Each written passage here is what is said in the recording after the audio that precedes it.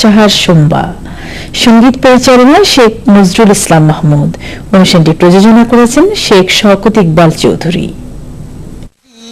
না যাব আমি জীবনে একবার মদিনা যাব, মদিনা যাব, মদিনা যাব, আমি নবীজির কদমে সালাম জানাবো, সালাম জানাবো, সালাম জানাবো, আমি নবীজির কদমে সালাম জানাবো, আমি জীবনে একবার মদিনা যাব।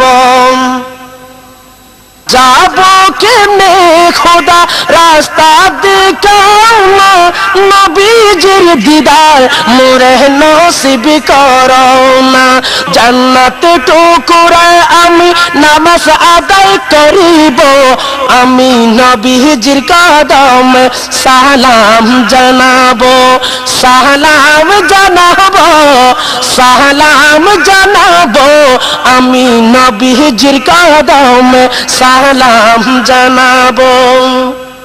প্রিয় দর্শক, আসসালামু আলাইকুম।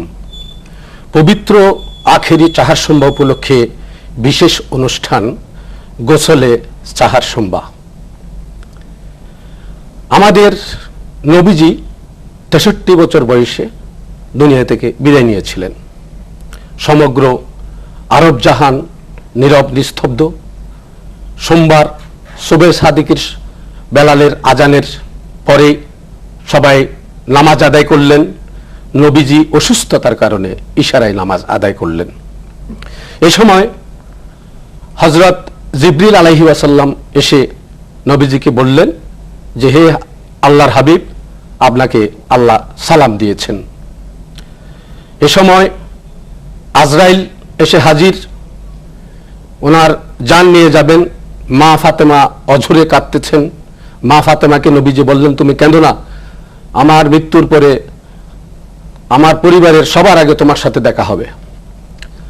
তো মা আয়েশা বর্ণনা করেন যে নবীজি যখন দুনিয়া থেকে বিদায় নিচ্ছেন, ঠিক এর আগে ওনার ঘরের বাতিটিও তেলের অভাবে নিভে গেল। এটার অর্থ হলো এটাই যে নবীজির ধন সম্পদ এমনিভাবে রেখেছিলেন যে উনি যাওয়ার সময় ওনার ঘরের কুপির তেল কিনার পর্যন্ত ছিল না, সামর্থ্য ছিল না। তাহলে এখানে একটা শিক্ষা আমরা পাই, আমরা দুনিয়াতে ছেলে মেয়ের জন্য ধন দৌলত রেখে যাই, আসলে আমাদের নবীজি কি রেখে গিয়েছিলেন। নবীজির জান যখন কবজ করতেছিলেন আজরাইল আলাইহিস সালাম, তখন জিবরিল আলাইহিস সালাম নবীজিকে জিজ্ঞেস করেছিলেন, হে আল্লাহর হাবিব, আপনার কি কষ্ট হচ্ছে? নবীজি বলেছিলেন, আমার বুকের উপরে মনে হচ্ছে যে উহুদের পাহাড়টি চেপে দেওয়া হয়েছে। এইভাবে দুনিয়া থেকে নবীজি বিদায় নিলেন। এটাই ছিল সোমবার। এর আগে বুধবার, সফর চাঁদের শেষ বুধবারে উনি জীবনের শেষ গোসল করেছিলেন। এই গোসলটা আমরা পালন করি আখেরি চাহার সোমবার গোসল হিসাবে। এখন এ বিষয়ে আলোচনা করার জন্য আজকে আমরা স্টুডিওতে আমন্ত্রণ জানিয়েছি 3 প্রিন্সিপাল। আমার ডানে আছেন আলামিন বারিয়া কামিল মাদ্রাসার প্রিন্সিপাল মোহাম্মদ ইসমাইল নোমানী। তারপরে উপস্থিত আছেন জামিয়া আহমদিয়া সুন্নিয়া মহিলা ফাজিল মাদ্রাসার vice principal doctor Saiful Alam. আসসালামু আলাইকুম।